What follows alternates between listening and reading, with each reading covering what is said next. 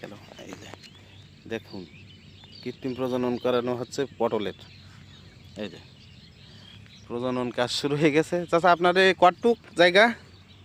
এই জায়গাটা আপনার 22%। 22%। তো সব পটল লাগাইছেন নাকি? হ্যাঁ, এটা সম্পূর্ণ পটল।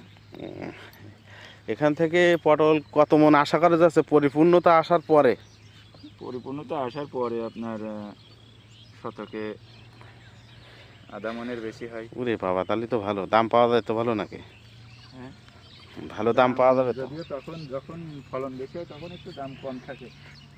দেখুন কৃত্রিম প্রজনন চলতেছে। আহা, জীবনের স্বাদ সব এই জায়গায়, তাই তো? এই যে আমার চাচা কিন্তু অল্প বয়সে একটা কৃষক। অল্প বয়স বলা যায় না, আমাদের বয়স একেবারে যে কম তা তো না, অর্ধেক পার হয়ে গেছে অলরেডি।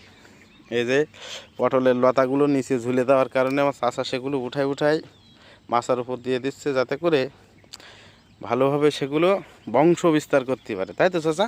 হ্যাঁ, যাক, লতাগুলো ঝুলে গেলে মারা যাবে, হ্যাঁ, মুখ শুকাই যাবে, মারা যাবে।